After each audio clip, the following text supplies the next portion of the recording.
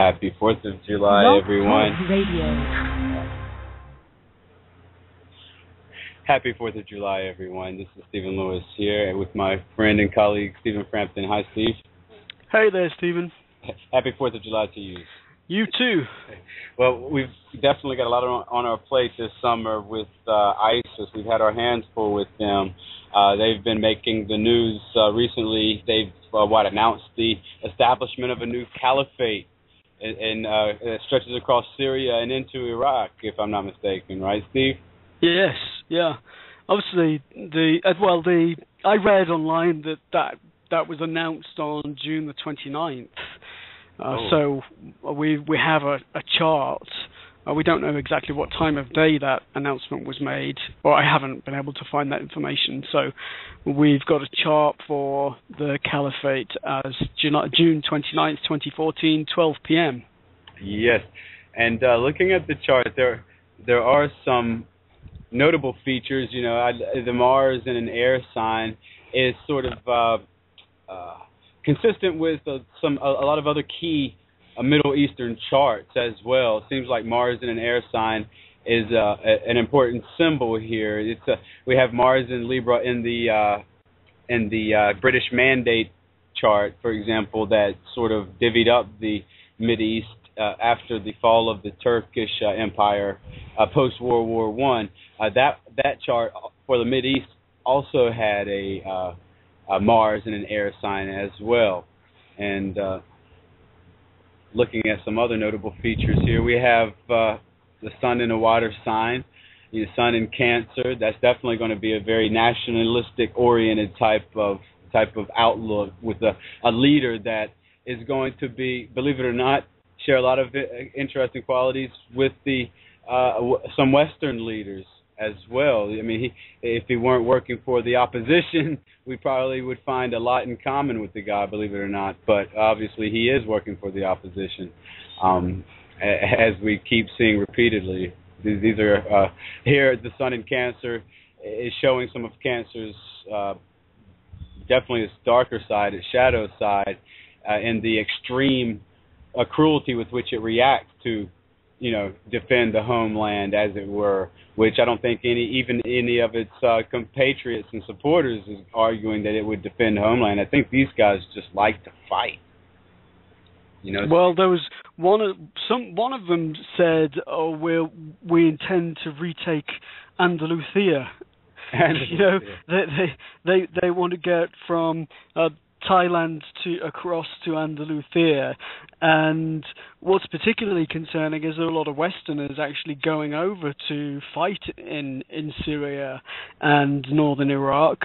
So the caliphate the leaders of the caliphate are calling for people to come forward and fight for this new land, this new territory, and many people are doing so. And there's a great concern that some of those people would then return to their home nations and actually conduct terrorist attacks. And I think that's quite a possibility looking at this chart, because there's a very strong opposition between Mars at 17 degrees of Libra and Uranus at 16 degrees of Aries.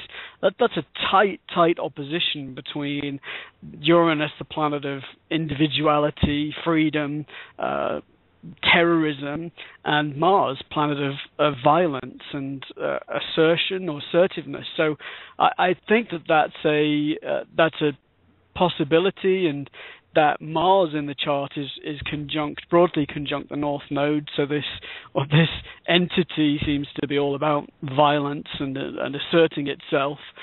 You've also got that Uranus conjunct the South Node. So hopefully that means that there'll be that entity will at some stage cause its own self-undoing. But there's also an opposition between Pluto, planet of crime, and the Sun, its very essence. So it's quite an interesting chart. Yes, it is. It's a chart with a lot of criminal elements in it. The Mars being sort of a first house Mars, but also being pretty close to the cusp of the second house as well. Anyway, it's an interesting Mars, as you've noticed, with its conjunction to the nodal axis in Uranus. Unfortunately, the losers on this end seem to be the foes of ISIS, because the South Node and Uranus, that whole complex, falls on the 7th and 8th sort of axis of houses. So the opponents and the finances of the opponents, it seems that these things are going to suffer, unfortunately. And the financial campaign, I think, is part of the big deal, how these guys secure their, the continuity of their existence. Pluto in opposition to the Sun, that's really, really scary, especially the retrograde nature of Pluto. It's retrograde now, and it's going to signify a repetition, a chronic sort of behavior in terms of the things that Pluto signifies, which, being here, looks like in this 4th house. There are obvious connotations to 4th house things, end of life things, subterranean things, and Pluto's in Capricorn besides. So, an ugly picture. It's interesting to look at some of there aren't many aspects in the chart, actually. It isn't one of those charts that has a high number of aspects, and particularly there aren't many harmonious aspects, but the harmonious aspects it does have seem to be quite characteristic of what we're seeing so far of this is Islamic Caliphate. So there's a trine, a flowing aspect between Mercury and Mars, and they do seem to be extremely clear in their communications and very, very direct about their intentions, direct in their calls for support and their call to arms. And then there's a trine again between Neptune and the Sun. They're very, very clear on their ideology. Fortunately for us, this chart has Jupiter in the bend, so it squares the nodal axis, and that combined with Uranus at the south node of the Moon hopefully means that this entity meets an unfortunate end. Let's certainly hope so. The conjunction of Jupiter with the Moon is certainly pretty interesting. The Jupiter seems to be in fairly good shape, being in Cancer, but the conjunction with the Moon, for sure, that's going to be difficult. I would imagine it's going to expand some of the more aggressive lunar qualities, and it's going to bode also, I think, pretty bad for the people under its rule, because Jupiter in this sort of a situation easily can have a God complex. You know what I mean? Mm-hmm. Steve? So yep. that in particular is pretty distressing. It's also quite fascinating to compare the chart for the Islamic Caliphate with Iraq's chart.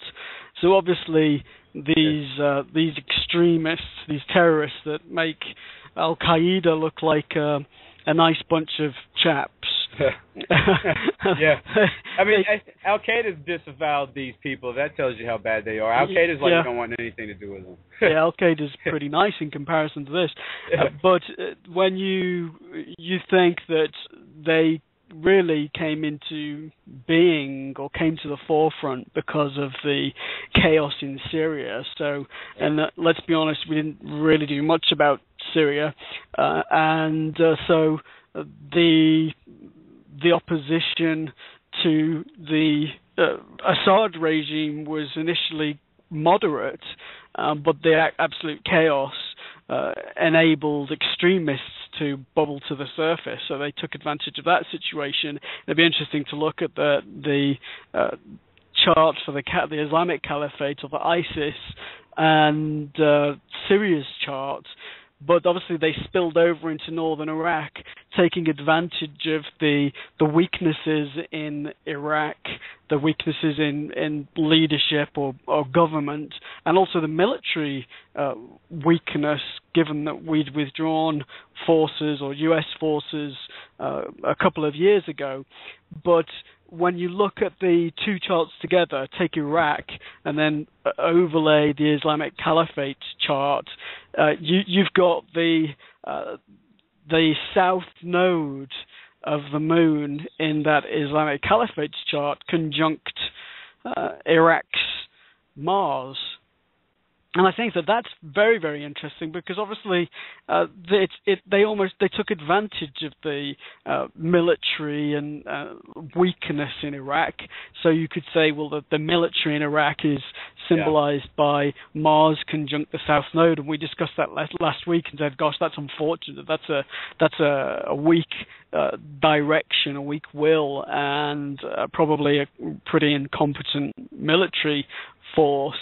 And there you go, you've got the South Node in the Islamic Caliphate's chart conjunct that Mars in Iraq's chart. So they completely took advantage of the weakness and the dynamics in Iraq, and that's even reflected in the two charts.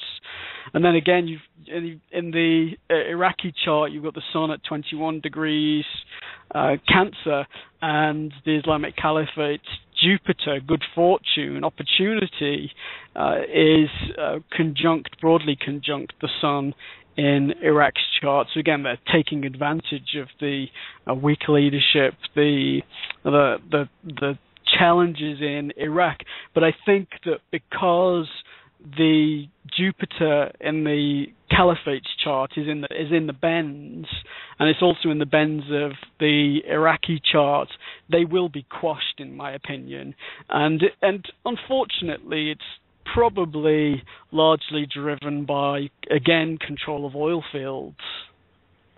Yes, I would agree as well. I mean, I noticed also the Mars conjunct the South Node, and that definitely bodes very poorly for Iraq. And, I was reminded, looking at that image of Mars conjunct the South Node, of, all the Iraqi officers even, just leaving their uniforms behind and fleeing their posts, and contrast that to, for example, the Kurds, who've long lusted after having an independent Kurdistan in that region.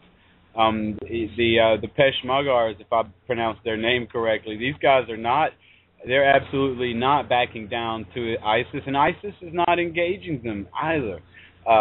They're sort of looking at each other warily, and ISIS is sort of holding what it's got and not straying into the areas of Kurdish territory the Kurds are keeping. An interesting parallel, I think, between the Kurds and the Israelis securing a homeland. And I think it was actually Netanyahu that spoke out this week saying, well, the creation of a Kurdish state is pretty much a foregone conclusion. But again, you've got that theme of securing their own space, securing a territory in which they can actually defend themselves. But I think it will be interesting, Stephen, to see as Uranus transits, because obviously the natal chart for the Islamic Caliphate, given that it was a recent chart, June 24th, it gives us a clear picture of how the planets are transiting at the current time. But because Uranus is at 16 degrees Aries in the Caliphate's chart, and the south node of the moon is at 24 degrees Aries, that implies that it won't last long, because Uranus is going to transit up to that south node. In fact, that's going to be the first planet, I would say, that strikes that south node, with the exception of the moon and Mercury and the sun. Yeah, but for sure it's going to be the first of the trans-Saturnian planets, the outer planets, to hit the nodal point, the south node. And Uranus in Aries is quite an impulsive and a violent combination. Uranus, by definition, is explosive and revolutionary, and to have it in that most impetuous of all the cardinal signs is definitely not a boon. And in opposition to Mars, that's the main thing. Now, Mars can be seen as an image of not just the fighting force of ISIS, but also young men in general. You know what I mean? So if ISIS sits up its 10 in your town and the black flag starts flying, what's going to happen if your 16-year-old boy? Is he going to join ranks with ISIS and become one of these people? Is he going to be eliminated because he's a fighting age male? So here's Mars' placement in Libra is definitely not good in the sense that Mars is in Venus's sign, and Mars is in the sign of his detriment and Libra. and it represents. I read a book about Mars's placement in an air sign, and it was described as sort of like incompetent generalship. So it could be that it could be it could indicate some sorts of corruption at the higher echelons of ISIS. Well, they're recruiting boys as young as 9 and 10, I think, Stephen, and brainwashing them. And that, to me, is reflected by the conjunction between Uranus and Mercury, so Mercury ruling kids, and Uranus being unusual and the planet of rebellion or revolt. And that conjunction reflects the unusual treatment of these poor kids who are basically brainwashed into taking up arms. It's absolutely tragic. Yes, here Uranus can also be seen as broadcasting, like through the airwaves as well. So you'd expect Sesame Street to be like rated R in terms of graphic violence. You would expect all of the propaganda instruments and apparatus of those locations to start gearing towards essentially militarizing the children, and unfortunately, in all of the references to the tumultuous violence that's happening in Syria, Iraq, other places in the Middle East, it's always the innocent children who wind up suffering the most. Yeah, it's just dreadful. It's a nightmare, isn't it? Basically, it really is a nightmare that's come to life. We withdrew from Iraq. We'd apparently stabilized Iraq, not, and we stepped away, and it just imploded. It's just a disaster. It's a diplomatic disaster, a military disaster, a humanitarian disaster. I mean, what more can you say? Yeah, and also the Iraqi Jupiter is conjunct the ISIS Caliphate's Mars as well, and so that also would sort of speak to Iraqi corruption, the corruption of probably key members in the Iraqi judiciary and their government, who either unwittingly or quite willingly would facilitate ISIS's movement in their lands somehow. Maybe even big functionaries in the city or at the provincial level. Because ISIS, they have money. They're getting it from Al Qaeda, from other sources as well, and they're also getting it from refineries. And I think they've seized the biggest. Haven't they seized the biggest refinery? I think it's the biggest one, the main one, or one of the very significant refineries. I know that they're selling energy and oil back to Syria after taking their refineries. They're selling the oil back to Syria. I mean, the confusing thing is that ISIS is in Syria fighting alongside Syrian rebels who have a legitimate war against Bashar al-Assad. But the Syrian rebels, they have no love for ISIS. They don't particularly want them there, and I can't really blame them. ISIS isn't there out of any humanitarian principle or purpose. It's taking advantage of the absolute vacuum in Syria, basically, just as they've taken advantage of the absolute vacuum in Iraq. Yep, unfortunately, everything was sort of left or dropped in Iraq. Dozens of bases, or maybe not dozens, but something like 15 bases just abandoned. And they're driving around in American military vehicles. And probably abandoning them as well to the enemy. So, this is... How embarrassing is that, though? That ISIS are parading around in some of our military vehicles, armored vehicles. It should be embarrassing. I mean, it's a definite red flag as to the ultimate destination of America's military expenditures. You know what I mean? I'm sure the American taxpayer would rather not spend his hard-earned tax money on arming the enemy indirectly or directly, but that's neither here or there. Israel is also suffering a nightmare as the situation unfolding, as it were, aren't they, with the tragedy that happened to those adolescents. that's going to get worse. This is just the beginning of the significant problem we've got again in Israel and Palestine. So so these 3 Israeli kids were abducted by Hamas and executed, and then now we've got this poor kid who's 15, 16 or 7, no, I think he was 17. He was abducted and executed and burned. So there's a massive tension between Israel and Palestine and fighting in Jerusalem again.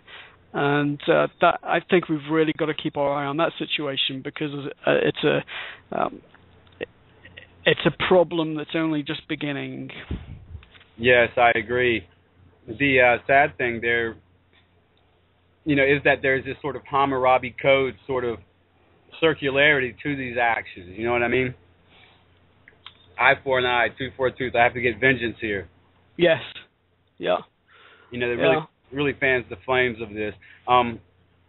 What sort of, I guess, shocked me about the Israeli response to this was that, I viewed the offense as a civil affair. I thought this would be an action for the police. I mean, certainly in America, if there's a triple homicide, the roommates of the accused don't really have to worry about getting bombed. You know what I mean? Well, yeah, but they say that the bombings in the West Bank or in Palestine were due to shelling. Hamas actually firing shells across the border into Israel, and then they say that the Israeli military response was because of that. But it's a really challenging situation, and I found it interesting, Stephen, to compare the Israeli natal chart with Palestine's natal chart, and discover that Palestine's Pluto is conjunct Israel's south node, and that was just fascinating. What's your take on that, or how would you interpret that? Oh, yeah, and this is difficult because Pluto's in the sign he rules in Scorpio.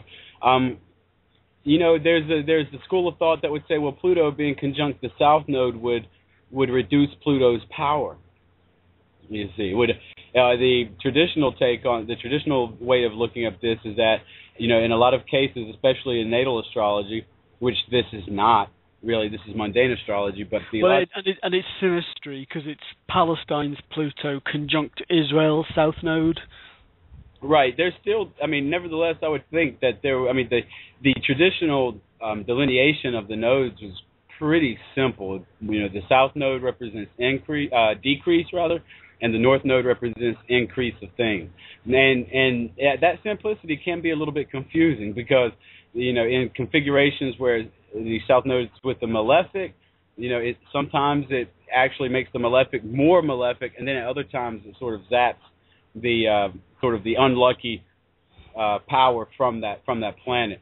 But here, with Mercury and Pluto both conjunct the natal south node in the first house for Israel,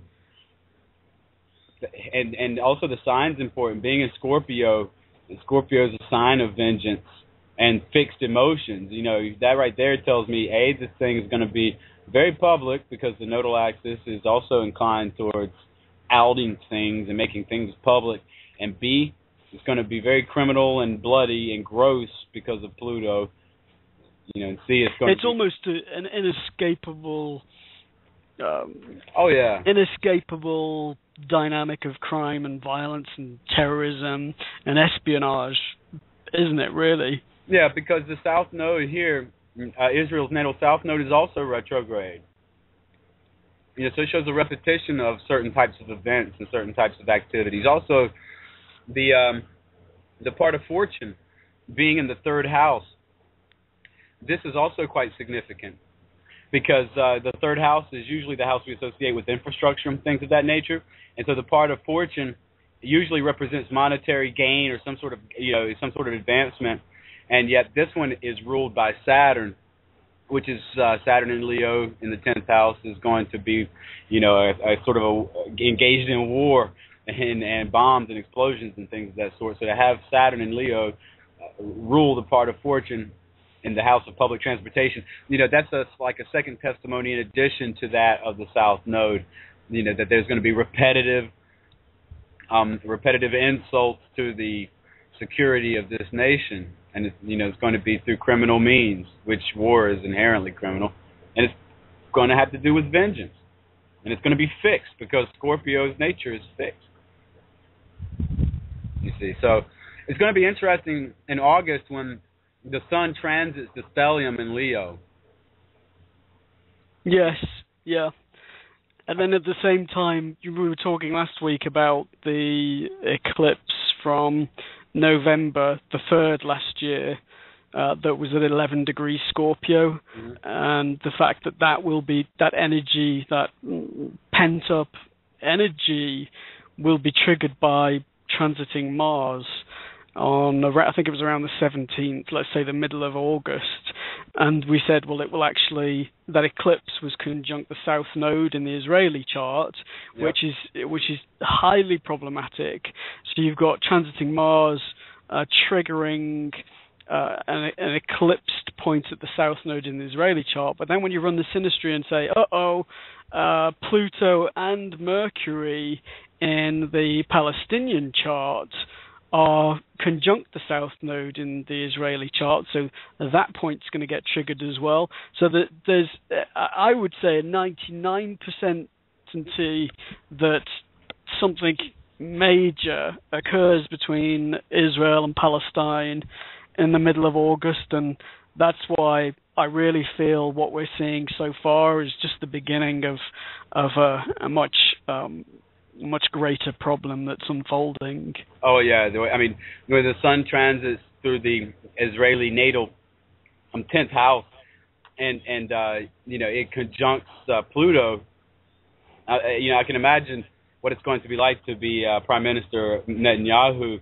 This is going to give him an opportunity or desire or both to really transform things, to affect the regeneration, and it's probably going to make him pretty inclined to destroy some stuff if he has to get the job done. There's going to be a desire for power and probably the experiencing of it. So there's probably going to be some more destruction. Now, it certainly that would be the impulse, but it's possible that when the Sun conjuncts Saturn after its conjunction with Pluto, that some of those impulses might be checked by the Knesset, perhaps, or alternately, they could take a nastier form. I don't think Netanyahu's the best at containing his impulses. No. To be honest, and I found it very interesting to look at the chart for Israel on the 12th of June. So it was the 12th of June when these 3 poor Israeli teenagers were kidnapped. And so I ran the Israeli chart on that day, and transiting Pluto was conjunct the progressed moon on that very day. So Pluto, the underworld, the criminal element, conjunct the progressed moon in the Israeli chart, the moon being the common people. It absolutely describes the fact that innocent members of the public would be affected by the underworld activities of Hamas. And also, and on that same day, transiting Mars was conjunct Neptune in the 12th house of the Israeli chart. So Mars, violence. Neptune in the 12th is an interesting dynamic in the Israeli chart that we discussed last week. So it was mysterious to begin with. This act was mysterious, and then they obviously followed their instincts and confirmed that this was an act of Hamas. But just fascinating that on that very day, the 12th of June, the chart described what was occurring, and obviously because the movement of the planets is very predictable, the chart it was obvious beforehand that this would occur. Again, the problem with astrology is you've got so much information at your hands that it's almost impossible for a human being to scour everything and determine what's on the horizon. But I did look at Netanyahu's chart on the day of the kidnapping as well, and Mars was conjunct his south node. So very, very challenging, sad day for Netanyahu as well. But Mercury was conjunct his Uranus and his north node. So big opportunity to speak up against Hamas, and it's just terribly sad situation. It doesn't matter whether a kid is an Israeli or a Palestinian, or to me, innocent human beings dying. It's the same, regardless of their origin, their ethnicity. It's terribly, terribly sad. But as I said, this is the beginning of a much bigger problem or tragedy, in my opinion. Yes, I agree. I'm curious, or what I'm sort of worried about, I guess you could say, is when the moon travels through Cancer in the days leading in the latter days of this month, July 25th. For example, the moon is going to be around the 16th degree of Cancer at some point that day. Actually, I'm showing probably around 248 is the chart I have cast for it. And at that point, it's going to be in an exact square to transiting Uranus. Now, I don't expect that to be a huge event necessarily, but what I think this chart is showing me, because of the cardinality of these signs, this moon in Cancer is showing me that people of the commoners, for lack of a better term, of the state of Israel are definitely security-oriented, gearing towards protecting the homeland, very nationalistic, I would imagine. And with the square to Uranus, perhaps that could show protests of some sort or some sort of unrest, perhaps. And that aspect becomes perfect on the 25th of July.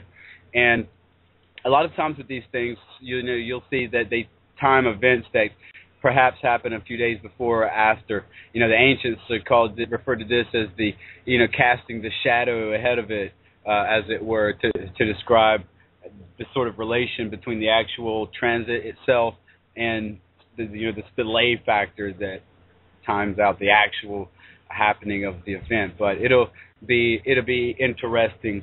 At that time, also, the sun is just beginning that transit we spoke of, where it's about to conjunct the natal moon in Leo, Pluto in Leo, Saturn in Leo, and then finally Mars in Leo. So August promises to be a fairly tense month, to say the least.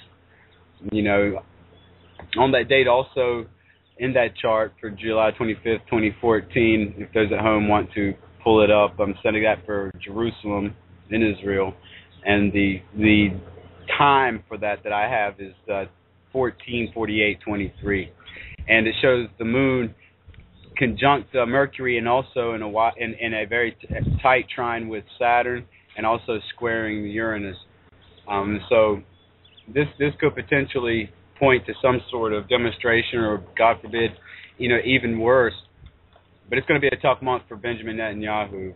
I wouldn't want to be him right now. Well, he's actually on the 17th of August. The transiting south node will be conjunct his part of fortune. Broadly, it's 4 degrees out, but it's still closing in on his progressed part of fortune. And transiting Uranus will be conjunct his north node. So the north node, in my mind, is energy coming in. It's like a power surge, and the south node's a power outage. Yeah. And Uranus is some form of revolt, a sudden or unexpected incoming energy. So, again, his chart, Netanyahu's chart, indicates that there's something going on around the 17th of August, and also on the 17th of August, the sun will be at 24 degrees Leo, which is within a couple of degrees of his natal Mars. So it indicates potentially some form of conflict or sudden attack. Transiting Saturn will also be squaring his natal Pluto, Stephen. So there's something unfortunate on the horizon. Oh, it's definitely going to be a hot spot to watch, and we'll see how this situation unfolds. And our heart definitely goes out to all of the teenagers and children that are trying to grow up in these environments. That's got to be difficult.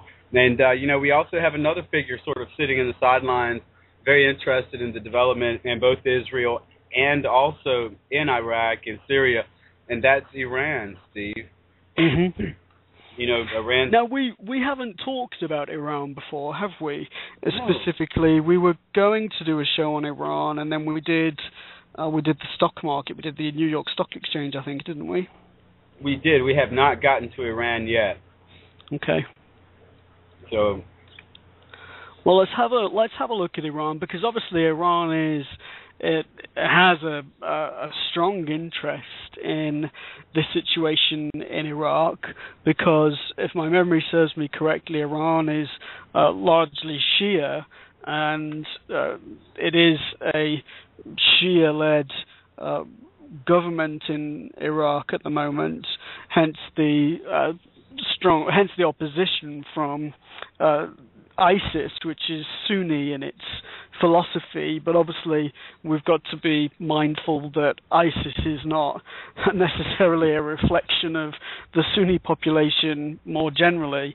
But Iran has a stake in this situation in Iraq. They don't want and can't just stand by and allow ISIS to take more territory and to evolve. So they actually were providing some military aircraft, Stephen, to Iraq, to the Iraqi military. Yeah, I'm not surprised. Iran, they've traditionally supported all of those Shiite insurgency groups that tangibly attacked Israel, like Hezbollah and other fighters in Syria and Iraq, places where there were significant populations of Shiite Muslims, and this sort of puts them at odds with Saudi Arabia. So these are sort of like the two indigenous superpowers in the area, as it were. America has chosen to take the side of Saudi Arabia, and Iran can affect Saudi-controlled or Saudi-influenced oil fields within Iraq and within Syria and within even probably Kuwait and places like that. So Iran is important, and they're going through something really interesting now. I mean, I don't think they've behaved this way in their entire post-revolutionary history, diplomatic history, quite frankly. And Jupiter is now coming back around to occupy the same place in his chart that he had natally, which is Cancer. So they're having a Jupiter return in the 12th house. Maybe that's playing into maybe that can explain the president's behavior, the president of Iran. I'm intrigued by the natal charts as well, because when you look at the natal chart for the Islamic Caliphate or for ISIS, and you look at the lunar nodes, let's look at Mars first of all. So Mars was at 17 degrees of Libra when the Islamic Caliphate was created, and Iran's Pluto in its natal chart was at 18 degrees Libra. So there's definitely going to be conflict between ISIS or the Islamic Caliphate and Iran. The natal charts alone indicate that Iran will assert itself, will provide military hardware, and will potentially enter into the battle itself, because as I said, Mars in Iran's natal chart is let me it's the other way around. Pluto in Iran's natal chart is conjunct Mars in the Islamic Caliphate's chart, so there's definitely an engagement there between the two. And then when you progress the Iranian chart, Mars is at 22 degrees Aries, which is conjunct the south node of the Islamic Caliphate or ISIS. So the Iranian military might and determination to take action is certainly associated with the downfall of ISIS or the Islamic Caliphate, whichever you want to call it. So there's an interesting dynamic there, just when you look at the natal charts. And then when you look at the Saturn in the Islamic Caliphate chart, 17 degrees Scorpio, Saturn being the major malefic, so generally it's considered to be unfortunate. Well, Uranus in Iran's chart is at 19 degrees Scorpio, and actually Mars is transiting up to that point. So I feel in a week or 2 weeks, Stephen, it's extremely likely that Iran gets far more involved in this situation with ISIS. Yes, I agree. It's interesting to note the house placements in the fourth house, Uranus and Scorpio, and Saturn sneaking up, to conjunct that Uranus in the ISIS birth figure. So this is almost saying to me, it almost looks like a path to concreteness for their clandestine nuclear ambitions. Uranus and Scorpio in the fourth house, definitely mining for some uranium, doing it repeatedly. Now Saturn is there, so there's like a concrete outlet. So it's almost as if ISIS is either directly or indirectly serving as a boon to Iran. It's in either some partnership, either clandestine, secret, behind the scenes, or again indirectly, as in think Rocky training extra hard so he can beat Apollo Creed. You know what I mean? Yeah. And maybe when Iran get more significantly involved, and you see by the time of that transit of Mars to the eclipse point, Stephen, in the middle of August, Iran, I feel, will be considerably involved in the situation with ISIS in Iraq. Maybe we'll see the Iranian military strolling around in some of our military vehicles as well, because we don't seem to be doing a lot. And we've sent, 300 or 280 military advisors. And I think, if my memory serves me correctly, we've sent another 300 people to Iraq to advise the military in Iraq. But this is a mess. You've got civil war in Syria with extremist factions that have developed that have now poured over into northern Iraq. We'd pretty much withdrawn from Iraq. The Iraqi military was in meltdown, not able to conduct its affairs. So we send people back in to advise them. The Iranians are sending planes, and Russia's sold a couple of planes, warplanes, to Iran, and it's just a big, confusing mess. It's just the most bizarre situation. It's the most bizarre situation. American military advisors in Iraq and Iran supporting and engaging in action there. And then you've got that whole situation between Palestine and Israel waiting to kick off big time. It's just could it get any more chaotic, any more confusing, any more crazy? Yeah, I know. And, researching this material is a challenge as well, Steve, because you know how it is, man. There's this proliferation of charts. Pretty soon, you've got 6 or 7 charts to analyze, that speak about one situation. Yes. It's really. Well, I think the charts probably, if you take a dozen charts or however many charts you need to start analyzing properly the situation in Iraq, then the chaos on the charts is pretty, just the inability to digest the enormous amount of information in the charts really reflects the situation, doesn't it?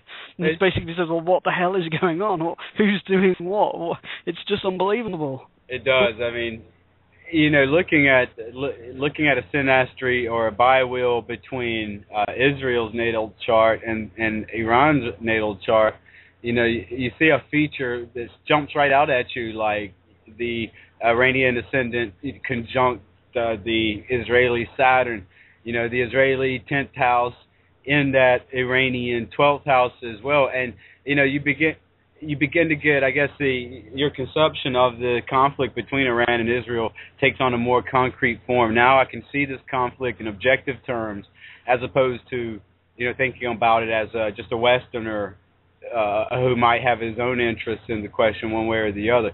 Now I can see the topography of the problem of Israel for Iran. I mean, to have Saturn conjunct your ascendant like that, that's a problem.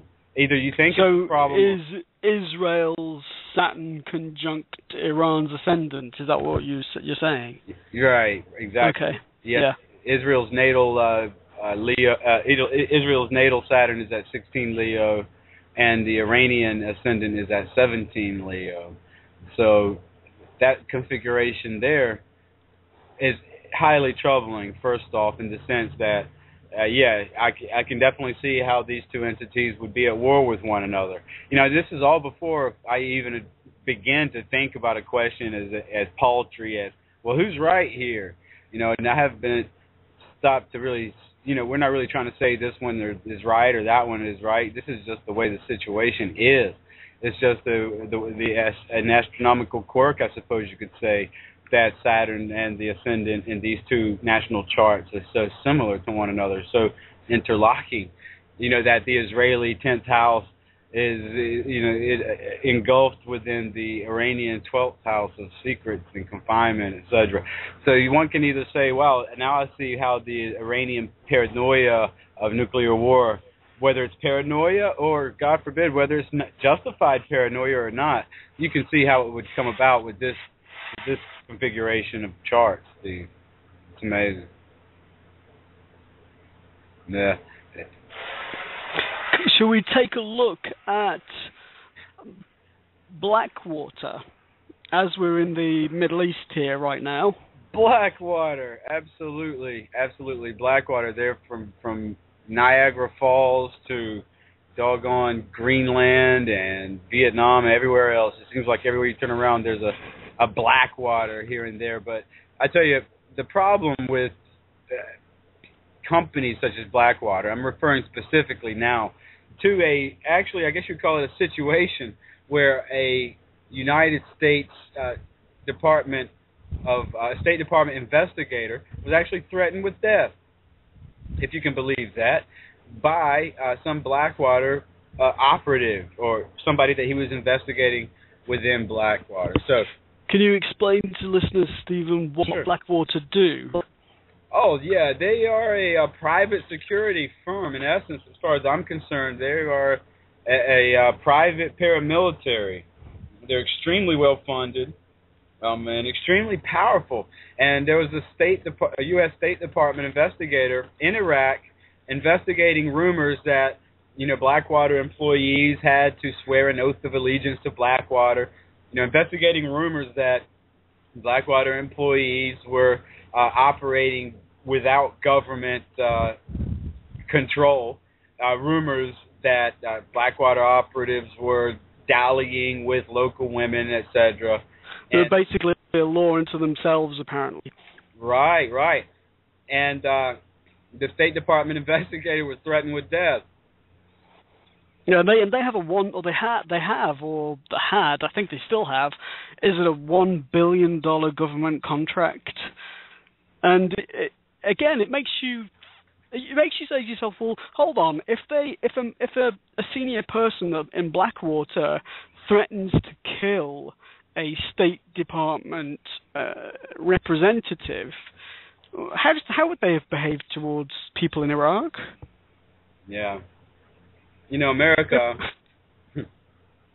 has a long history of outsourcing its wars.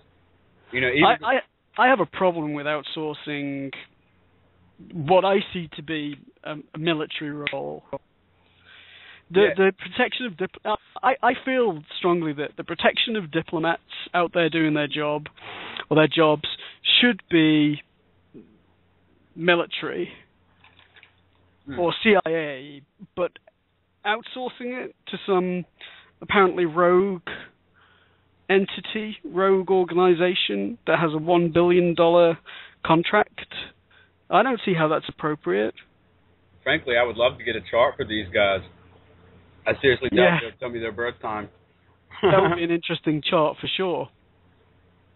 It would. Then you've got is it 4 of the employees or 2, 3, 4 of the Blackwater employees that are being tried for pretty much executing somebody in Baghdad. There was a lady, an Iraqi lady, in a vehicle with her son, and he was just in the vehicle and somehow ended up being shot in the head 3 times by Blackwater employees.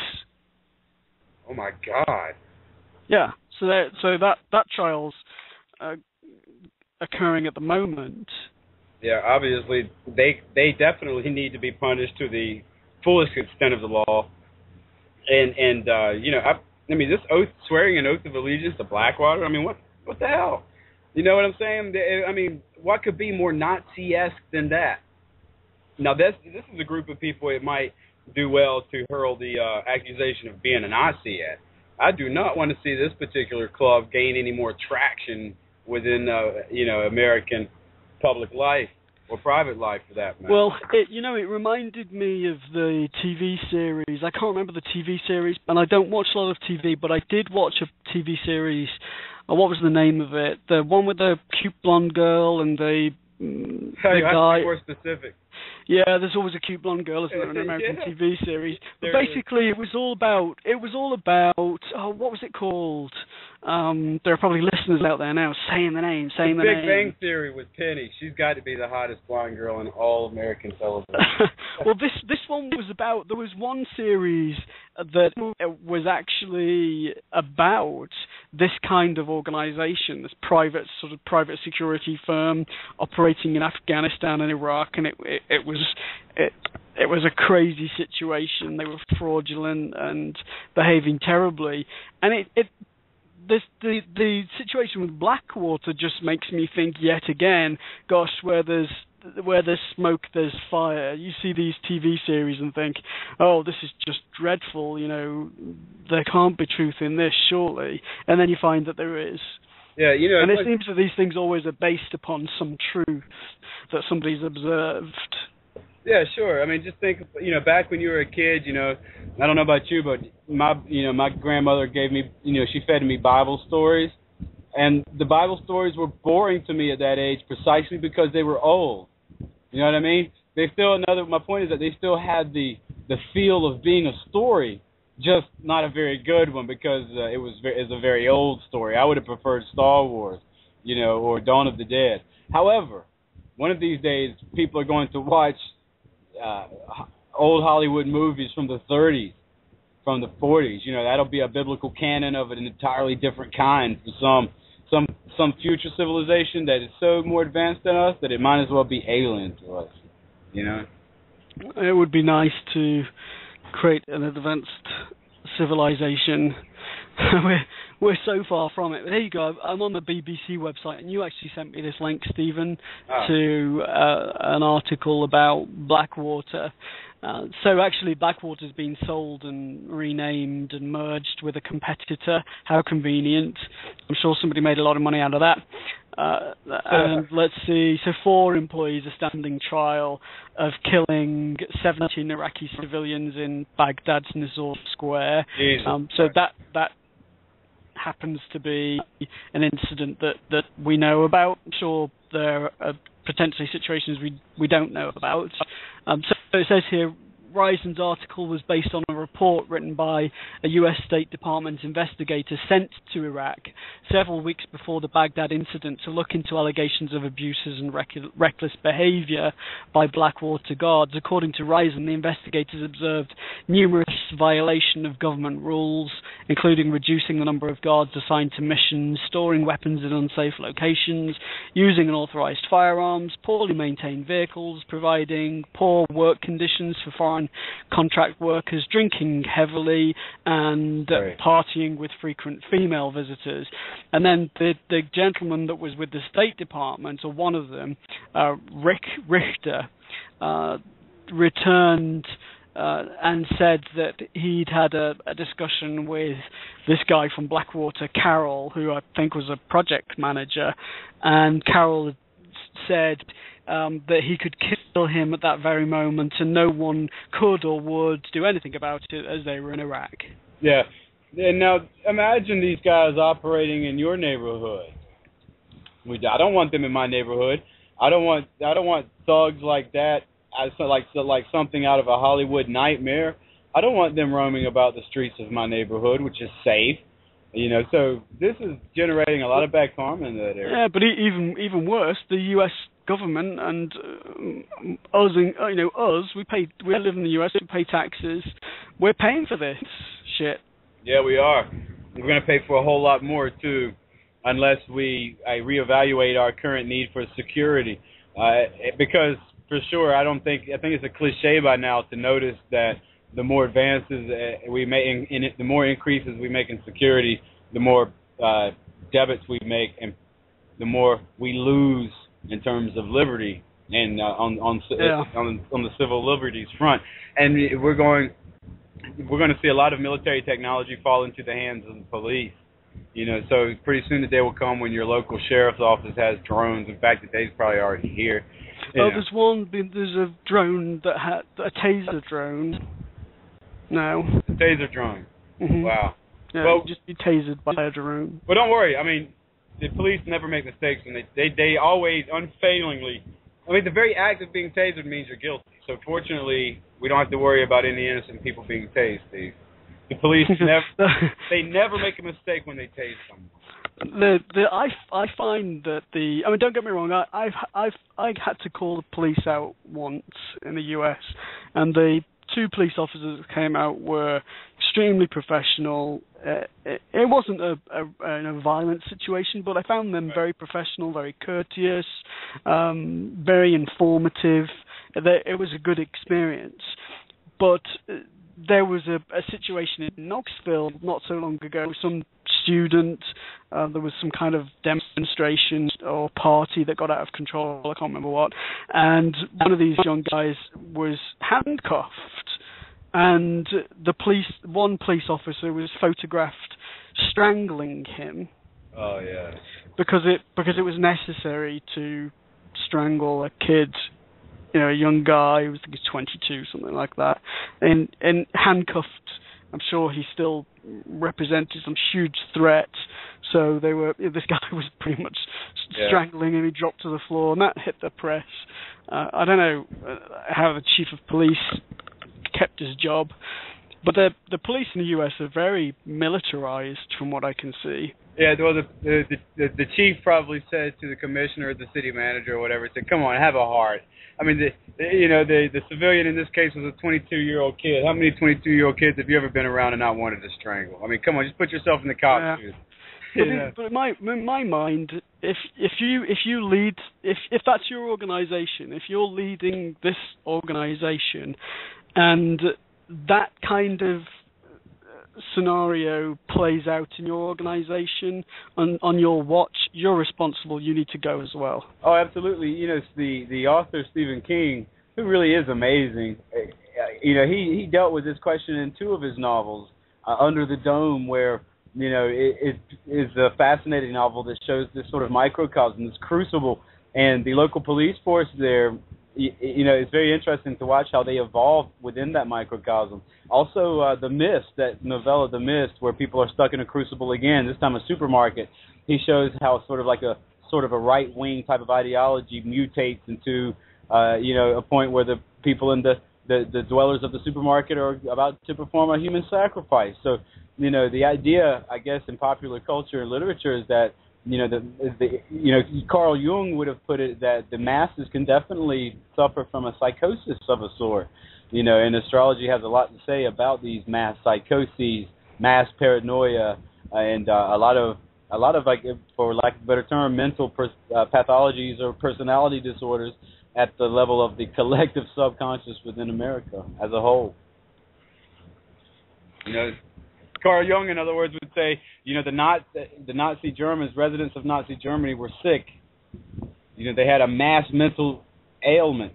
And, he would probably have a whole lot of choice observations to make about the mass consciousness of America. And they probably wouldn't be good either. But that's all speculation. The man's dead. Yeah, I don't think people realize that he was so fascinated by astrology, do they?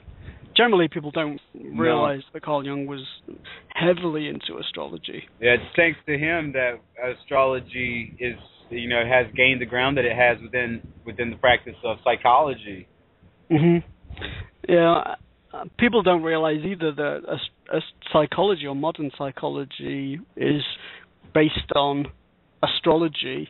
I mean, Carl Jung's 4 personality orientations are based on the elements: earth, fire, air, and water. Absolutely. I think we have to think the efflorescence, the blossoming of spiritual ideologies that happened during the hippie era. The late '60s, when the America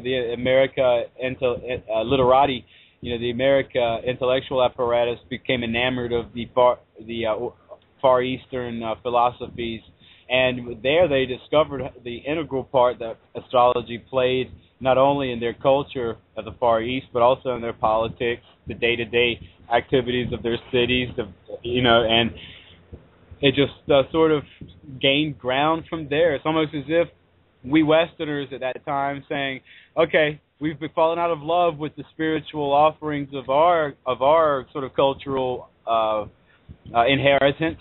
We've exhausted that. We reject it, don't want it anymore. What else is there? Well, there's just, there's Buddhism. Man, that's really cool. But, there's Hinduism. Man, that's far out, man. Wow. Dig that. And then next thing you know, as they're reading it, they discover a lot about astrology. And it's just really, some of the textbooks from that era are just awesome. There's certainly a lot. I love to read, and you do as well. I could happily be a professional reader. We read in the sense that we provide insight for people and organizations. But if I could be paid a living to read books, I'd be a happy chap. Well, so we take a little trip over to West Africa and talk about this horrible Ebola outbreak. Absolutely, this is really sad and alarming as well. I was doing some research on Ebola, and it's just a horrid, scary disease. What a nasty thing! It's awful. It's sloppy. Yeah, it basically just dissolves your innards, from what I can see, and it has a 90% death rate. Yeah, it's practically incurable. Highly communicable because it's in the ichor and bodily fluids of things, particularly in urine. Saying it with a British accent doesn't make it any more or any less repugnant. Urine, blood, coming into contact with viscera of animals or humans, which is an understandably common occurrence in Africa, large parts of Africa, especially where the outbreak is happening. It's just shudder. There have been 467 deaths to date with this outbreak. But what's particularly alarming about this outbreak of Ebola in West Africa is the fact that cities are affected. So previously, Ebola outbreaks in that part of the world were always in remote areas, and the fact that they were in remote areas meant that they couldn't spread so easily. But this is occurring in cities, in urban areas, and that's particularly alarming. So Guinea has had the highest number of those deaths, but Sierra Leone and Liberia have been very much affected as well. And I actually ran Guinea's chart, Stephen. I identified Guinea's chart as, bear with me 1 second, there's no time for it, but October the 7th, 58, they got their independence from France. And their capital is Conakry, Conakry. Wow. So I progressed the Guinea chart to see what was going on. And I haven't got the major progressed aspects in front of me yet, but transiting Uranus is approaching the south node of that chart. The natal south node of the moon's at 22 degrees Aries. The progressed south node is at 19 degrees Aries, and transiting Uranus is currently at 16 degrees Aries. So again, they haven't seen the worst of this situation.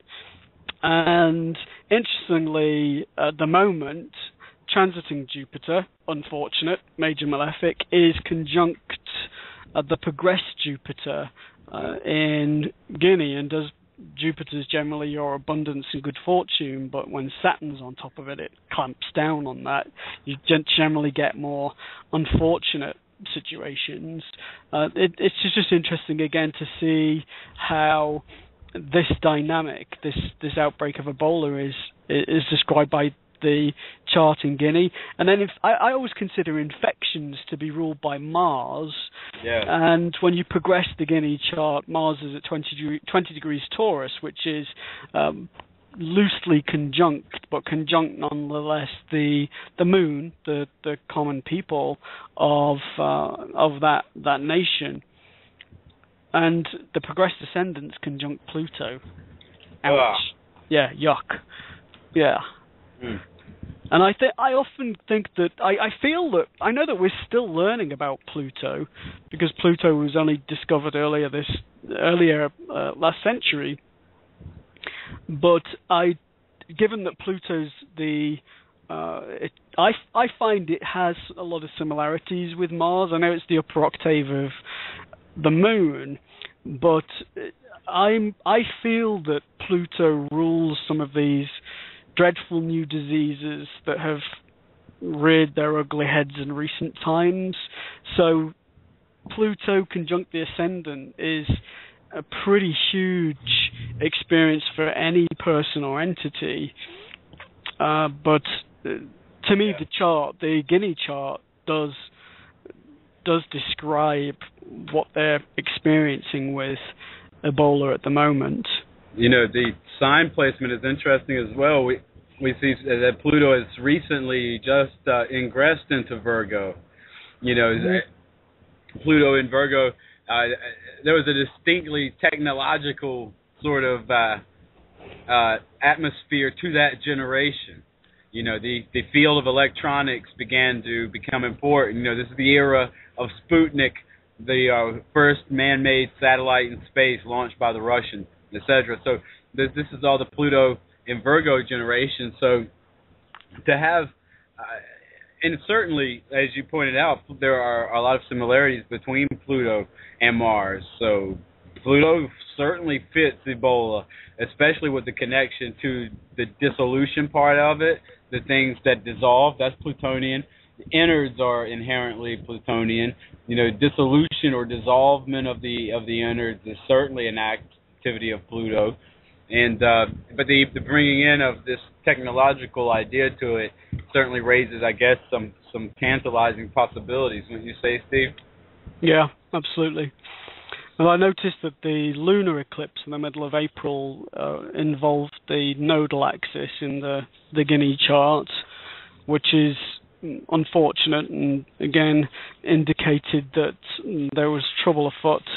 And let's see what goes on later this year. We've got an eclipse on the 8th of October of this year. It's a total lunar eclipse, and the moon will be at 15 degrees Aries, sun 15 degrees Libra.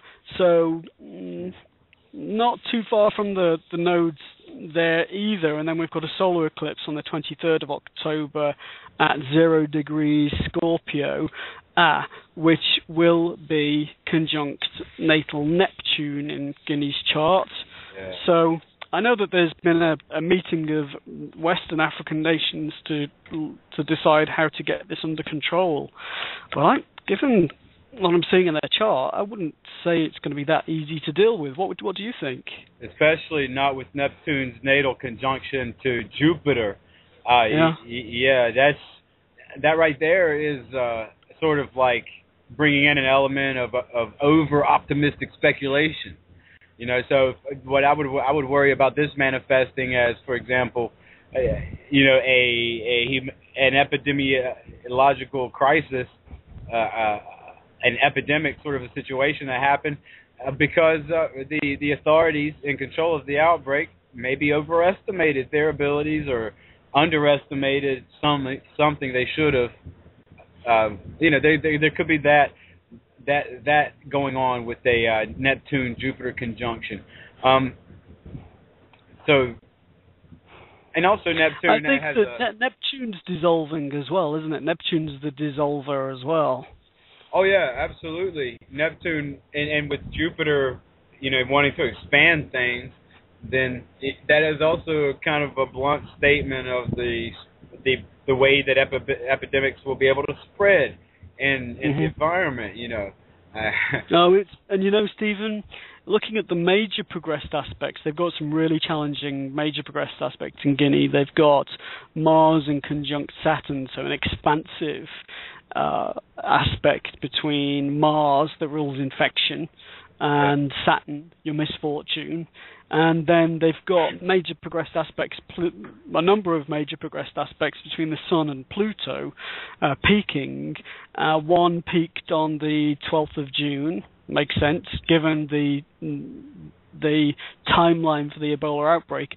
But then they have another progression between the Sun and Pluto that it's a square, which is an obstacle that peaks on the 6th of September, and then they've got another one, Sun contra parallel Pluto, October. So this is going to be a problem for the remainder of the year, I would say. Yeah, God forgive me for saying this, but I hope, I don't want to say I hope it, well, I definitely hope it doesn't spread. You know what I mean? I hope they get it contained, but more than that, I hope they take the opportunity to learn from this outbreak in the sense that what made, obviously they got some great theories about what made it so virulent, because it's taking place in an urban environment. And Africa has traditionally been the home of some pretty nasty bugs. The AIDS virus, they speculate that the AIDS virus got started because of hunters, dealing with butchered bushmeat. Most of a lot of which would be monkeys and stuff, and so but that's what they're saying about Ebola as well, bushmeat. Yeah, so that even though that was an African bug, the simian or i.e. monkey immunodeficiency virus sort of mutated and started infecting humans. Very easy for that to happen in the way that they're, I guess, butchering the bushmeat and handling it. And, that thing managed to migrate across the Atlantic Ocean, so nobody wants to see the Ebola virus do the same. Especially when it's got a 90% probability of death. And it starts out like flu. Yeah. You basically feel you've got flu initially. Yeah, but what you don't realize is that you're essentially and it develops from there. Yeah, you're like one of these insects that has been killed. That's been killed by another insect, a predator that dissolves you, like a spider. You know what I mean? Or something that swallows you whole and then just like dissolves you like a snake. It's terrible. because essentially you're going to melt. You're going to turn into like a milkshake on the inside. That's what Ebola does. It slushifies you. It's terrible. It's hemorrhagic. Nasty. It's hemorrhagic, and no, that's not the title to a 1990s dance house song. It's what Ebola is. It produces blood, and I feel sorry for the people who are, the medical workers who are having to deal with this epidemic over there. They've got to really be courageous, when you say, Steve. Oh yeah. Oh yes. Scary stuff. Well, there is some good news. Apparently, it's good news. I'm not convinced, but the New York Stock Exchange, was it the new NYSE that hit an all-time high above 17,000, or was it another one of the stock exchanges? No, I actually do not know. I haven't taken notice of the markets here recently, believe it or not, because my head has been in the Middle East. And actually, I've been researching another type of currency, the Bitcoin, which we can talk about that in a little bit as well. I think it's traded on the market, but no, I'm not sure. I thought the Bitcoin was made illegal in the United States.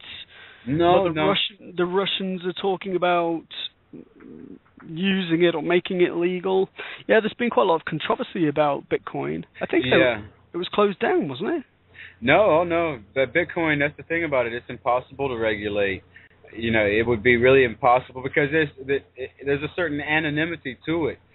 The Illuminati won't like that, will they? No, it works on a peer-to-peer network, like BitTorrent or something like that. So, they'd essentially have to have the authorities in your house, and see you.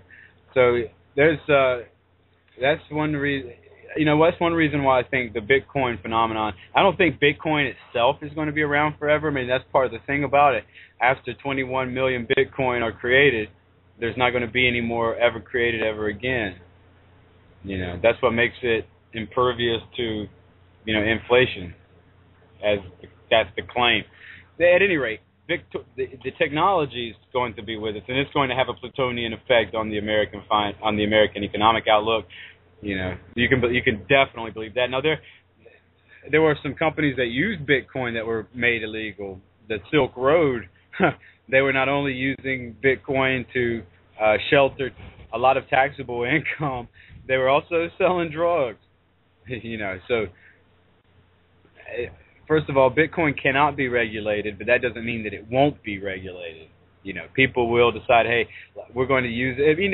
It'll be like you have your choice of which kind of Bitcoin to use. There'll be different, levels of respectability of various types of Bitcoin eventually. But for sure it's here to stay. And it's going to change the face of traditional banking. Obviously the bankers hate it. It could be like if you start dealing in Bitcoin that current paper currency bankers might not take your trade anymore. Which is kind of ridiculous. So it's going to be interesting to watch how Bitcoin performs. Yeah, see, just talking about it, we got a train coming. That's how powerful Bitcoin is. But, hey, what can I say? I rather like the idea of it. Libertarians and other people like that are hopping on the Bitcoin bandwagon, but it's not just them either. It's a lot of people who conduct online e-commerce, merchants on the internet, because Bitcoin does not use any transaction fees.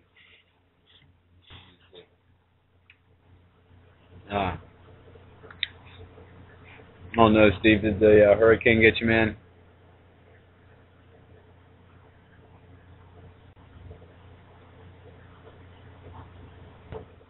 Maybe you're on mute, Steve. I can't hear you, bro.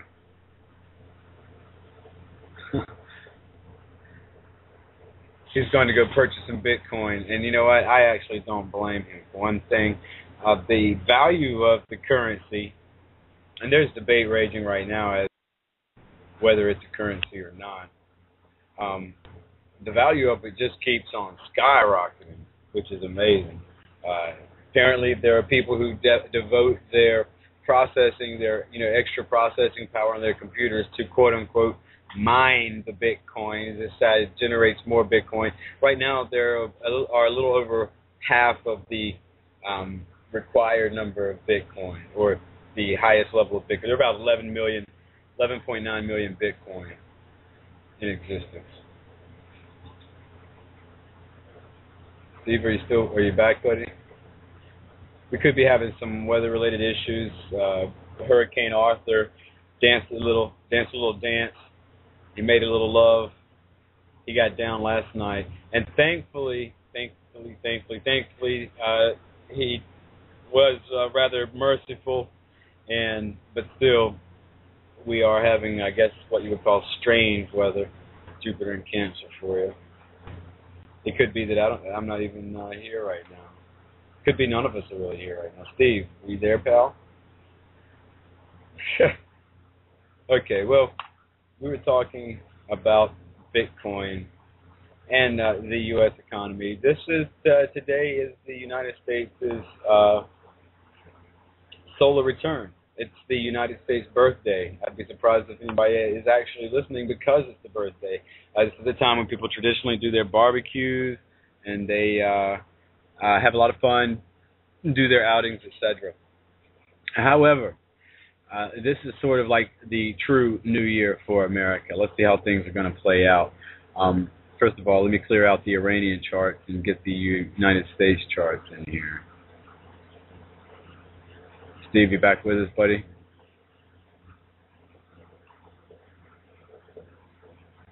Man, this is bizarre. Now, the technique of the solar return is probably one of the most potent forecasting techniques out there.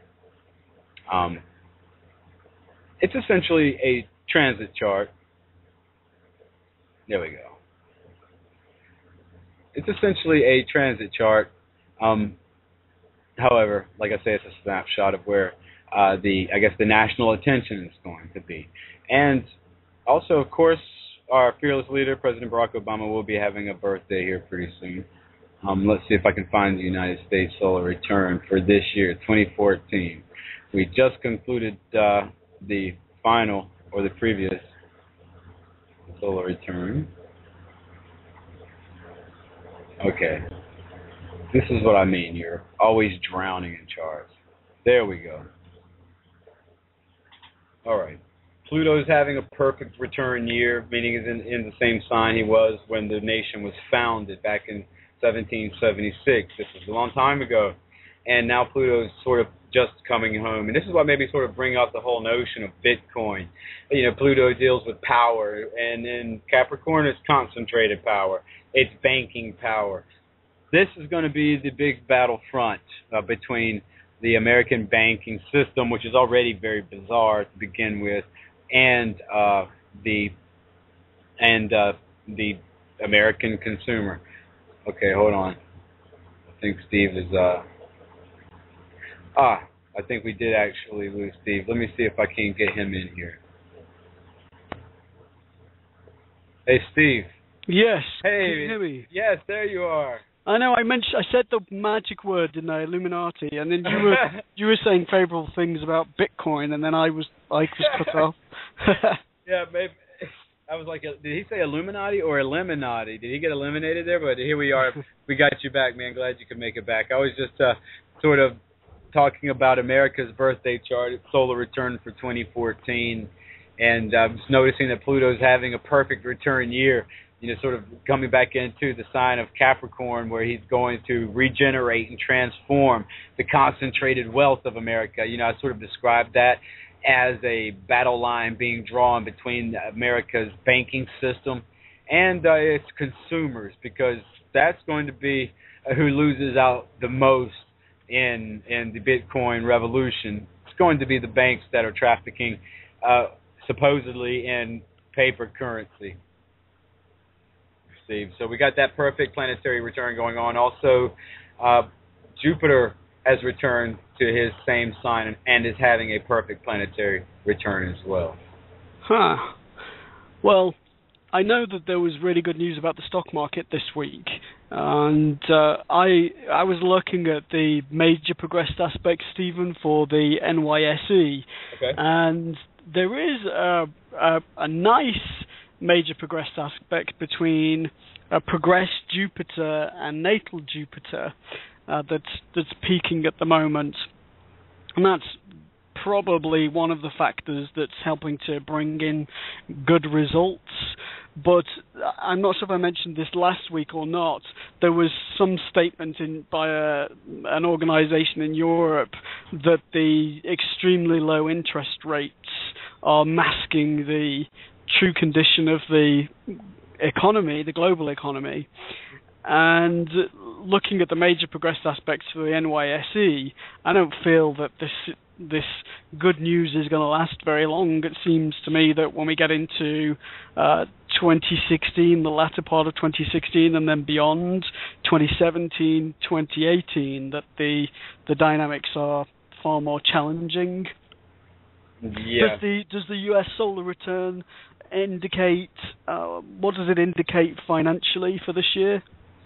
Well, financially, we have the second house in, well, let's see here. The solar return ascendant is in Leo, so the second house is in Virgo, which is kind of tricky because when we talked about America before, we also discussed its Mercury in Cancer. Mercury rules Virgo, and this is, unfortunately, the American finances are not well disposed with Mercury in Cancer. Let's just put it that way.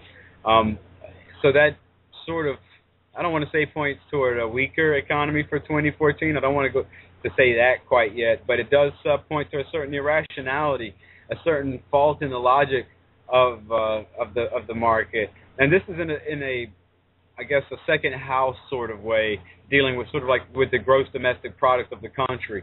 Now, in terms of trade, let's get the house cusps up here. In terms of actual trade matters, that's shown by the 24th degree of Sagittarius, which is within the second house of the United States birth chart, using a whole sign. Using Alcibiades house cusp. So there's definitely going to be an emphasis on finances. However, I think, like you mentioned, you mentioned trade before. I think that's where the emphasis is going to be at.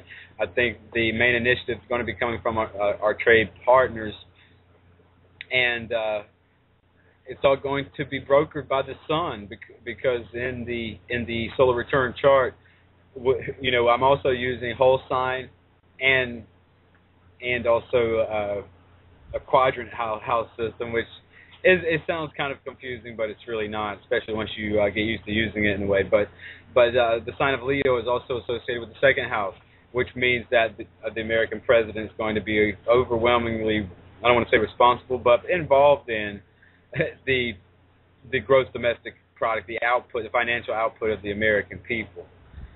So that speaks to legislation.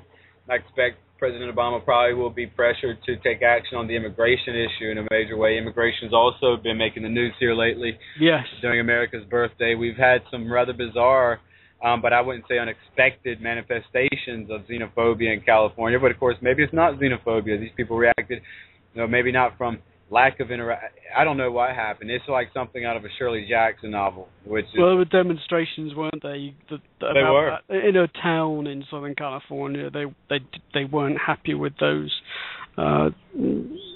coaches of immigrants arriving. So they were taken off. I think they were taken off to Texas or somewhere far afield. Yeah, they were, and then they dropped out of the system. ABC News actually sent Jim Avila out there to see what was going on, and he followed those immigrants as they went to the processing center, as they got directions to be at such and such a place, to show up for court date at such and such a day. He followed them to their destinations, and they were lost. They vanished. They disappeared.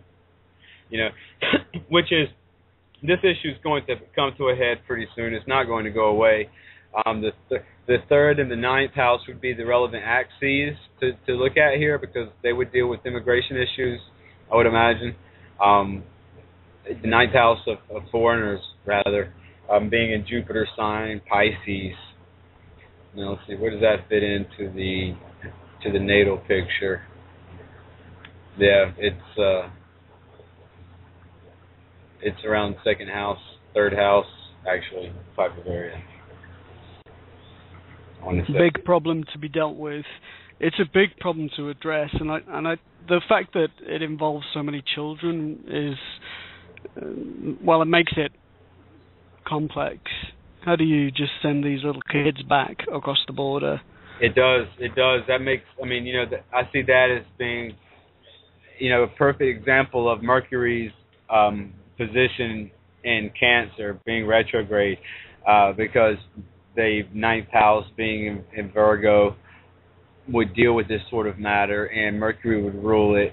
And we've talked about him being in Cancer, communications that are clouded by emotion and things of that nature.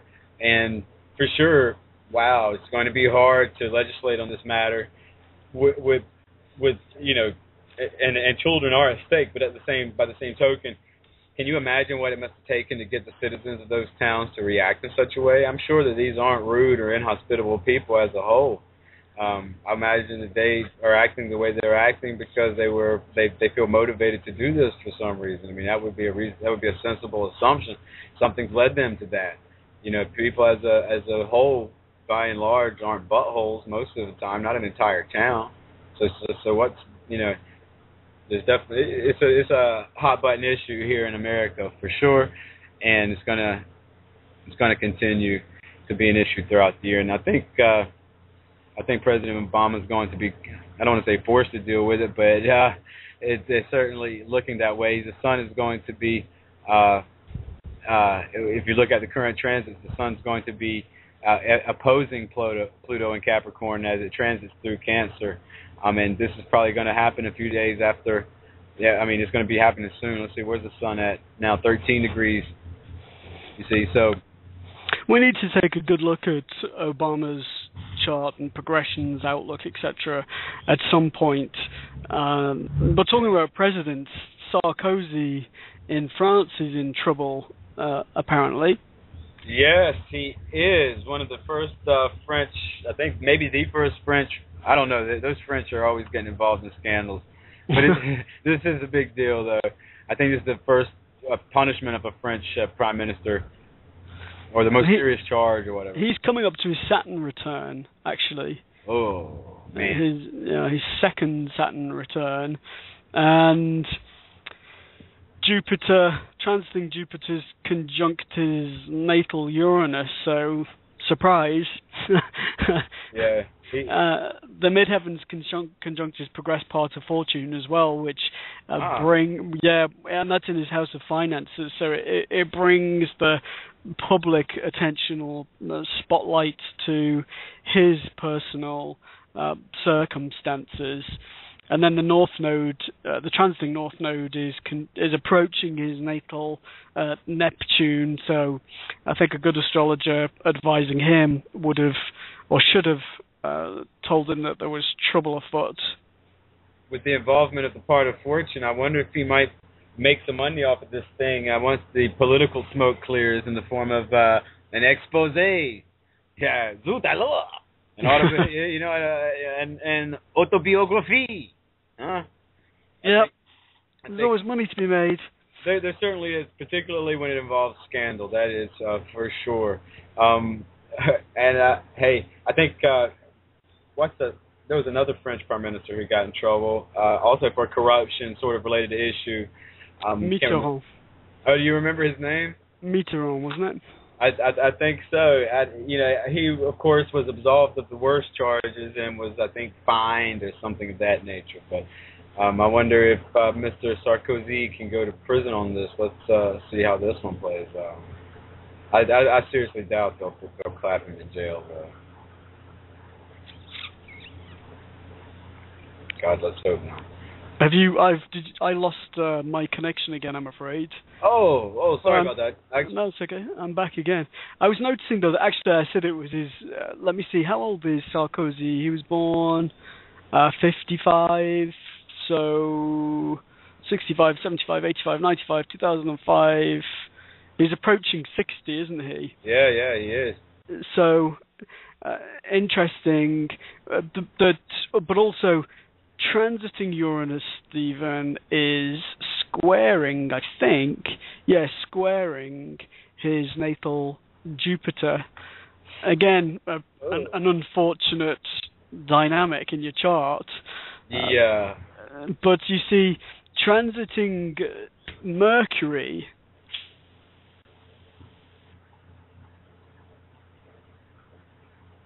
Oh, poor fella. I think we lost him again. Hurricane Arthur.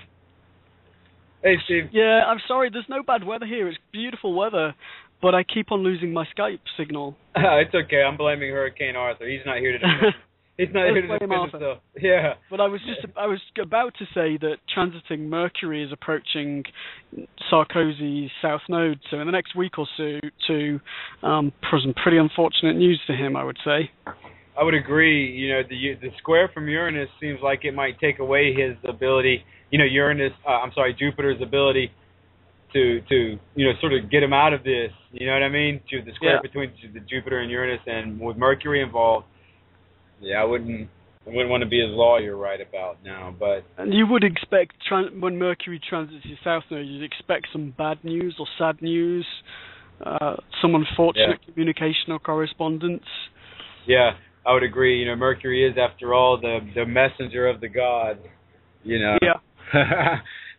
Mercury and he also has implications for legal matters and the law as well. So, what sign are we talking about?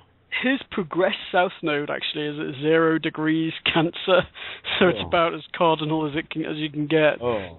So yeah, I would say next couple of weeks. Some bad news for Sarkozy. Well, bad news for him, maybe good news for his lawyer, poor fella. It makes me glad I'm not a politician. I think I would just get in trouble if I were a politician. It would be inevitable. I don't think I could go there either. No, not for me. It's we certainly do have some interesting stories that are unfolding as we speak. We talked. What's going on? Well, I mean, we talked briefly about some of the more important ones, ISIS and everything like that. But, we haven't looked at Ukraine in a while. So what's happening right now? Well, not so much. It's not so much anything's happening right now, so to speak. Sorry. Sorry. I thought you said it was unfolding right now. I thought you were going to give us a news flash. No, not quite. We haven't got to the breaking news level quite yet. See, for astrologers, we deal with big swatches of time. So for us, a news flash can encompass like 1,000 years. You know what I mean? No, but I'm thinking about one particular coming aspect in the Ukraine's chart, the conjunction of transiting Saturn with their natal Pluto. I don't want to say worried about that, but I'm just observing that. I'm wanting to see how that's going to manifest. What I'm thinking is see if I can find the actual. What I'm thinking. Actually, well, while you find that, there is a news flash because the BBC just reported that the Germans have summoned the U.S. ambassador in Berlin because a 31-year-old man was arrested on suspicion of spying for the United States. Oh, wow. They're really paranoid about that these days, and probably for good reason, huh? Yeah. Well, Angela Merkel had to pay quite a lot of money for that little chip that encodes her telephone conversations. Oh God, it's kind of scary. What the government's capable of in terms of surveillance and in terms of I guess controlling people. You know what I mean? It's really kind of scary. The way governments conduct espionage, the idea of, hey, we've got you off the grid now. Nobody knows you're here. We could basically disappear you. You know what I mean? Now you're poof, you're a mystery. That's got to be really scary.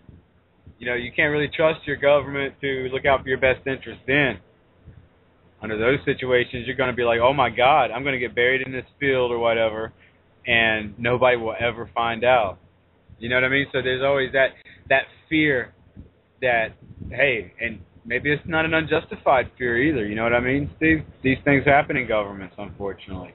They do. It's just something to watch out for. But on August 27th of this year, transiting Saturn will be exactly conjunct the natal Pluto in Scorpio, and this is in the ninth house for the Ukraine. So that's the day that I'm watching. We have Mars also transiting Mars, also participating in that conjunction as well. So that's just separating. So the conjunction of Saturn, Mars, and with natal Pluto, I'm thinking that's going to be something to watch out for.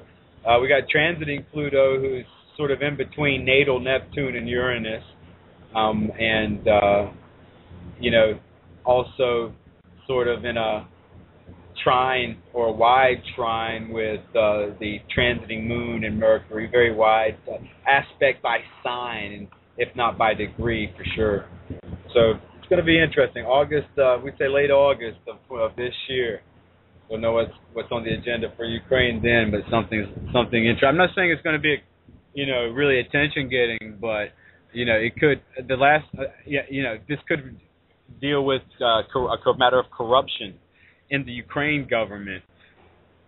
Do you see? Because that was one big issue with the government before the Euromaidan. Going back into 2011, 2012, when Ukraine started actually punishing government members for corruption and being corrupt.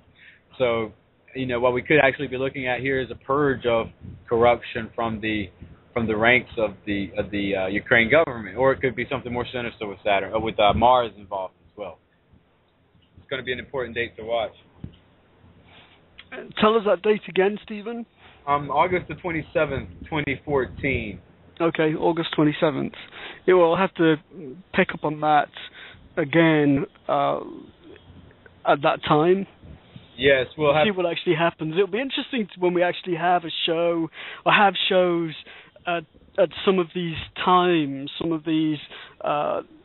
times we've considered. So to see what happens in Israel and Palestine in the middle of August, so when we actually have that show, to see what's going on at that point in time. I noticed on Facebook earlier today that Robert Hand was talking or blogging about ISIS as well. Oh. Yeah, and he used a chart in a 9th of April 2013 chart in Aleppo. Interesting. Yeah. I mean, Robert Hand is someone I deem authoritative. Yeah, absolutely. So, yeah, that's obviously his attention to this matter is going to spark my interest. I'm going to have to check that out, and I'm inclined to study that chart that he gave with that time. I would imagine that that time is he didn't just pull that out of the hat, Yeah, well, he's saying. Actually, he's talking about the fact that it's one of the hot spots of the major Grand Cross in April, and it may be that's why he chose that. He's looking at the Grand Cross, the transiting Grand Cross, on the 9th of April. So it's not a natal chart for the caliphate like the one we were looking at. Right. But yeah, he's an amazing guy, and certainly worth checking out what he's been writing on ISIS for sure. Yeah, his father actually did well on the markets using astrology. I want to say Mr. Hand wrote a book about that. He co-authored a book about that experience with someone whose name I can't really remember now, but obviously well written, and man, he's got lots of great textbooks on all branches of astrology. So. Oh yeah, you have to have all of his books basically, don't you? At some stage you've got to have them all. He's fascinating. Yeah, I know you're out there listening, Mr. Hand. That's why I'm really laying it on. No, just kidding. Unfortunately, Today is Independence Day. There's probably nobody listening. Everybody is at a party. They're going to swamp the archive. The rush to get at this in the archives is going to be similar to a zombie assault.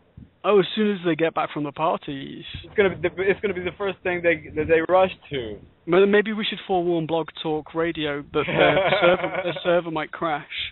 No, they'll be overloaded with traffic. They've already leased a farm of servers over in Bangladesh for us. So. Oh, okay. Yeah, we're square, man. We're good to go. We're good to go. So, well, I guess. Do you have anything else you'd like to add? We've got we've got our own sites here where we publish our articles. I've been fairly busy with clients lately. Unfortunately, I need to continue my series on the major arcana. I'm going to write an article on the Emperor and his association with the sign of Scorpio. Yes. And there's a lot of we do need to talk about the tarot at some point. Yes. But I'm not quite sure how we do that in the context of current events.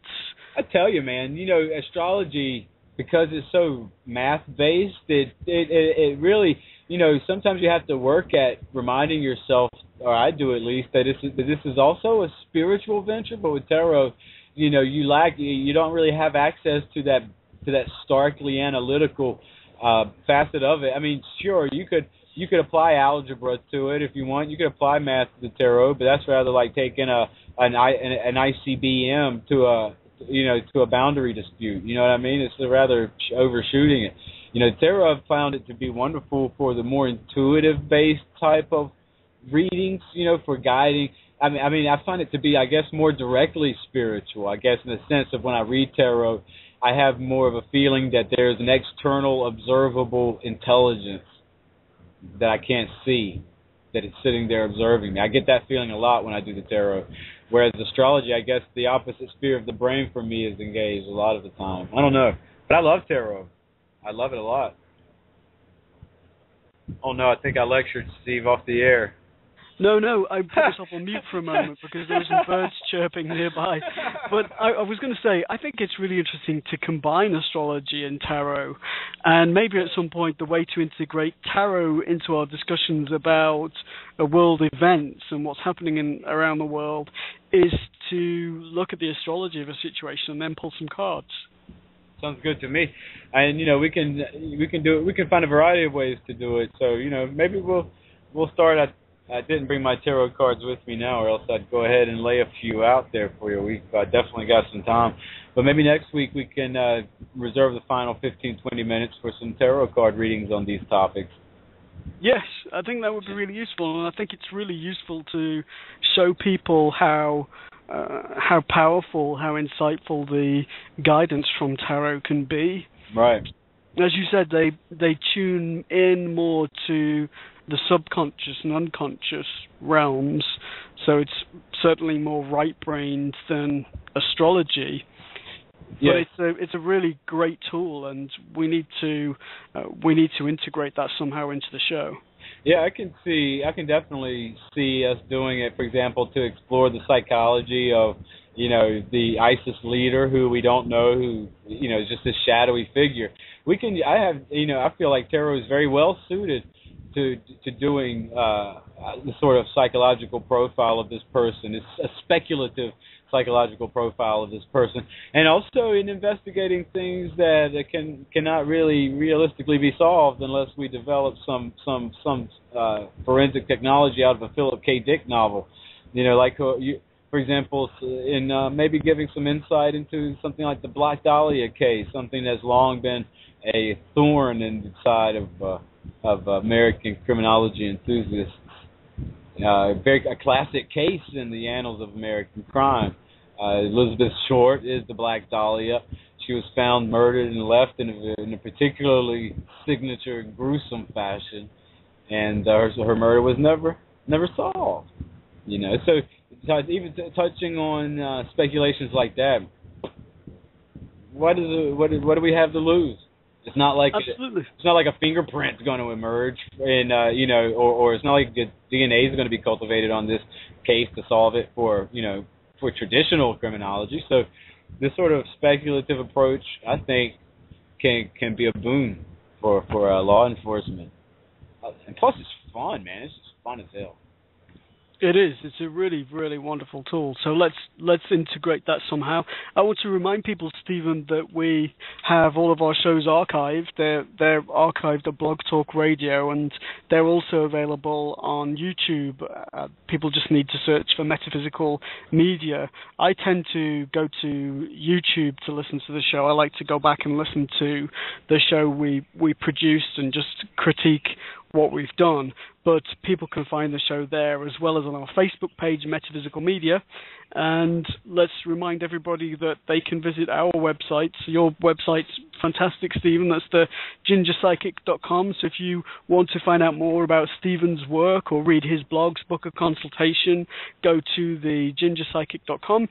And my website is Stephen Frampton. That's Stephen with a V, and Frampton is FRAMPTON.com.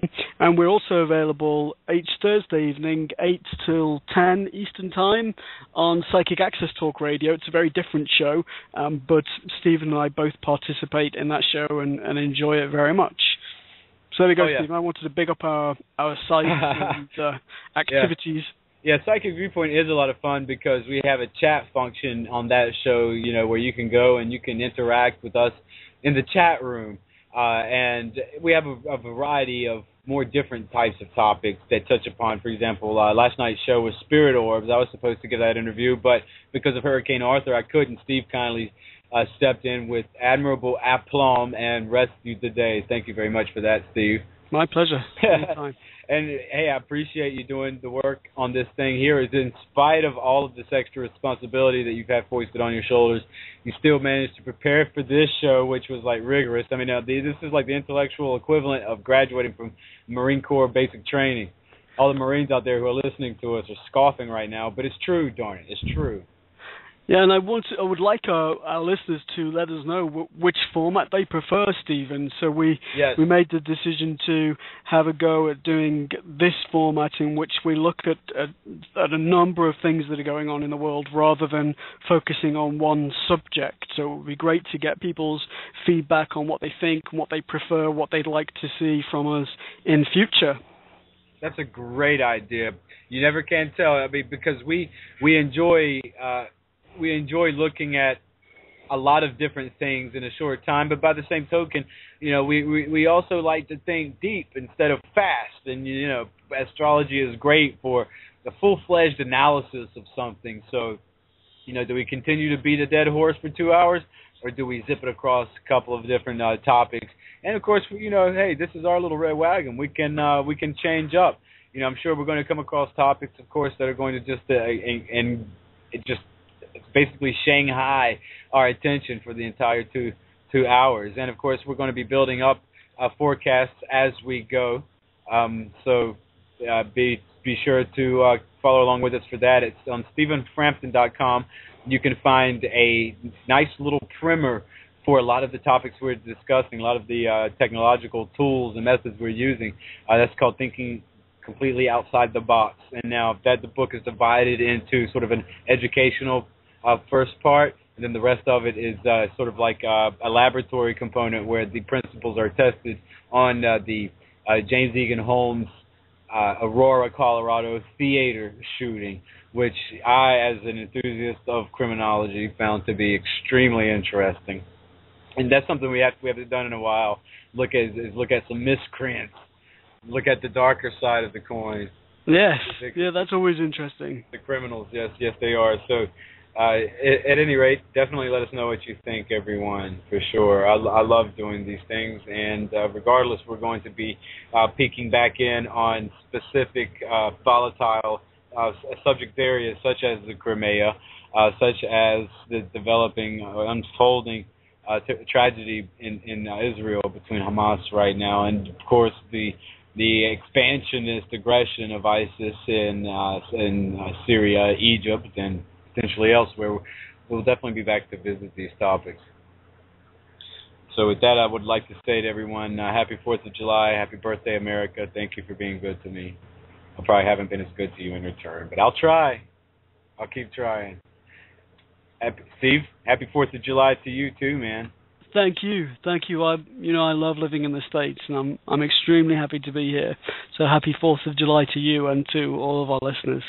Yes, definitely. And with that said, we will see you guys next Friday night.